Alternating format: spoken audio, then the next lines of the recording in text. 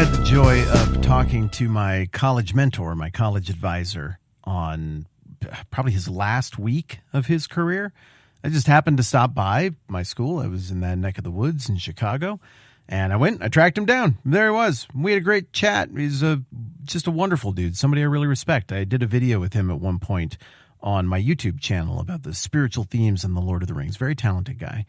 But he was emotional, understandably. He's at the end of his career, and he was looking back. And one of the things that he said that stood out to me was, I maybe tagged on a few extra years here. And part of the reason I did that is because I really want to pass along the story and the values of the West to this up-and-coming generation. I feel like they're missing it. And I sensed that it was very difficult for him to walk away from that because he's a history guy, he's a philosophy guy. He wants to relay this stuff. He thinks there's truth in it. Well, likewise, that's kind of what's going on in the Old Testament in the book of Deuteronomy. Moses is right at the end of his life, and he's got this beautiful thing, the law of God, which is kind of the entire cultural and religious heritage of his people, but it's more than that. It's the character of God. It's how you're able to approach God or even consider having even sort of right standing with God.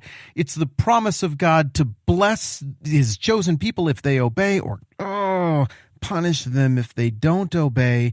And so Moses is looking back on his career, and he has this one more chance at the end of his life to be like, I got to stay in the game.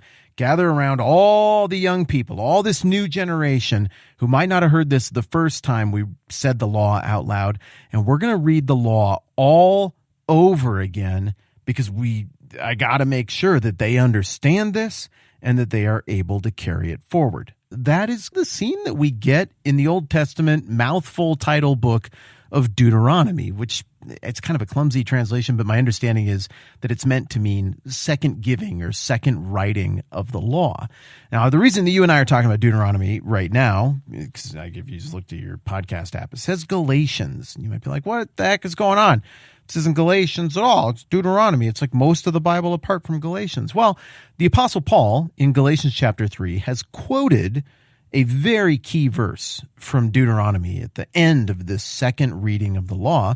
The Apostle Paul, how far would this be? 1,500 years after the events described in the book of Deuteronomy, has written to the Galatian church, and he says, Galatians 3:10, all who rely on observing the law are under a curse, for it is written, now this is a quote from Deuteronomy 27:26, quote, cursed is everyone who does not continue to do everything written in the book of the law, unquote. And the part that's being quoted right there, that was said in Deuteronomy chapter 27 by none other than Moses, relaying the words of God to the Israelites. So Deuteronomy is the fifth book of Moses. It's the fifth book of the Bible. Sometimes it's called the Torah or the Pentateuch. And the outline of these 5 huge books that open the Old Testament really isn't that difficult at all. In Genesis, you've got time before time is even counted. And back then, you get the Tower of Babel, and you get the story of Noah and creation, all of that kind of stuff. Then the story narrows in the book of Genesis on Abraham and his family, somebody we've been talking about a lot here. God makes unconditional promises to Abraham. Abraham lives a somewhat up and down life, but he believes God, and that's credited to him as righteousness. And part of the promise that God makes to Abraham is that you're going to be a great nation. You're going to have a ton of descendants, and you're going to have a land that I'm going to give you. And all the nations are going to be blessed through you. It's an incredible promise that the whole redemptive story is going to run through Abraham's offspring. Well, one of his descendants, Joseph, ends up in Egypt. Then his whole extended family, all the people of Abraham, end up in Egypt at the end of Genesis. Seems like things are good. Turn the page to Exodus. Things aren't good anymore. Now they're in slavery. The authority figures who used to like them forgot about them. They're being tortured and punished. It's not going well there. God raises up a deliverer, a man named Moses, and Moses, by the power of God, leads them out of Egypt and defeats the Egyptians. And on their way out the door, God makes the Egyptians be nice to the Israelite slaves, and they give them a bunch of gold. And in this way, the Israelites plunder the Egyptians on the way out the door.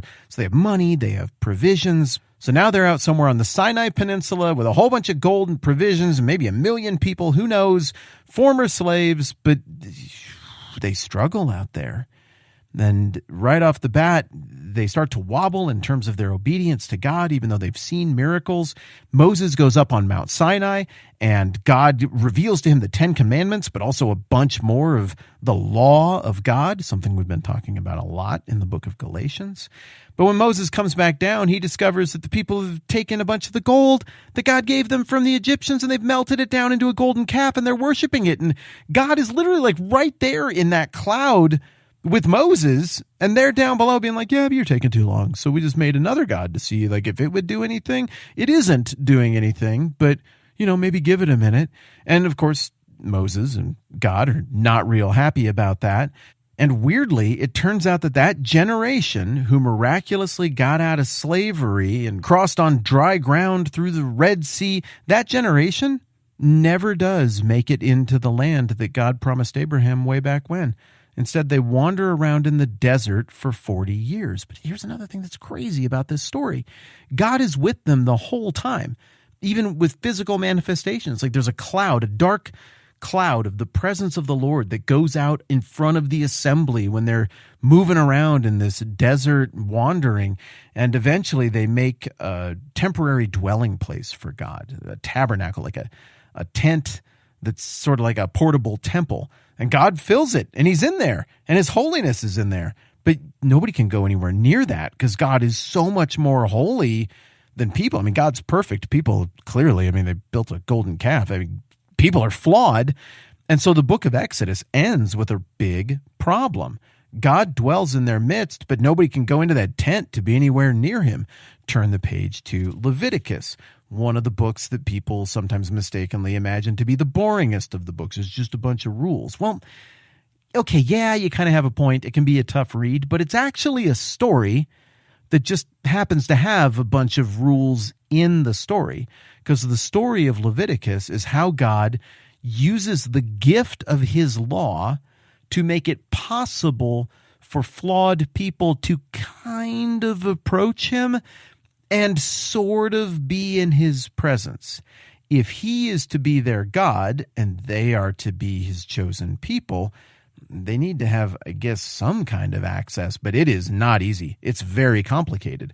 And so in the book of Exodus, second half of it, and in the book of Leviticus and some of Numbers, the next book, we get a whole bunch of material there that describes a very multifaceted law. Like when you and I hear the term law, we tend to think of rules, like maybe traffic rules or rules about illegal insider trading or don't murder people, stuff like that the government enforces. But the law of the Old Testament had a lot of different levels of meaning to it.